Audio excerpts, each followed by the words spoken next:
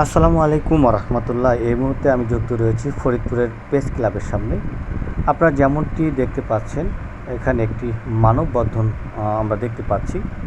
তো সরকারি প্রাথমিক বিদ্যালয়ের বৃত্তি পরীক্ষা 2025 এর বেসরকারি প্রাথমিক বিদ্যালয়ের ও কিন্ডারগার্টেনের শিক্ষার্থীদেরকে অংশগ্রহণের সুযোগ প্রদানের প্রসঙ্গে যেই মানববন্ধনটি আপনারা দেখতে পাচ্ছেন, আমরা দেখতে পাচ্ছি ফরিদপুরের প্রেস ক্লাবের সামনে তারা জড়ো হয়েছে এবং ফরিদপুর প্রেস ক্লাব থেকে তারা একটি রোড রিলিং করে তারা ফরিদপুর জেলা প্রশাসনের কার্যালয়ে আমরা কিন্তু দেখতে পাচ্ছি একটা মিছিল নিয়ে।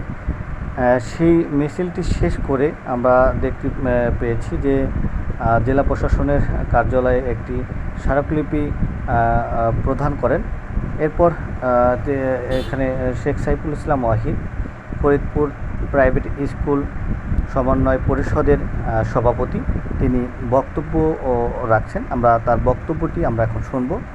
চলেন দর্শক, তাহলে তার বক্তব্যটি আমরা শুনে আসি। বৈষম্যমূলক যে অর্ডার আসছে বা প্রজ্ঞাপন জারি হয়েছে তার প্রতিবাদেই আমাদের আজকের এই মানববন্ধন।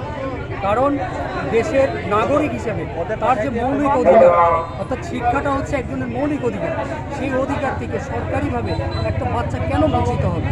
যার জন্য আমরা আজকে মানববন্ধন করেছি যে একজন শিশুর বা একজন কোমলমতি শিশুর শিক্ষা জীবনের শুরুর ধাপে একটি পাবলিক পরীক্ষা থেকে কেন সে বঞ্চিত হবে।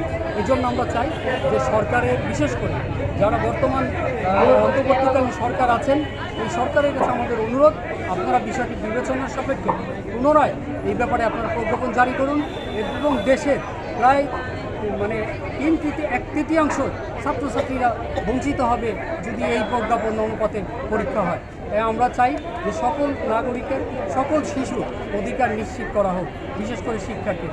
এই জন্যই আমরা আজকে মানববন্ধন শেষে আমরা একটি স্মারকলিপি জেলা প্রশাসক মহোদয় বরাবর দিয়েছি মাননীয় সচিব মহোদয়ের কাছে, যাতে আমাদের এই দাবিটা পৌঁছানো হয়।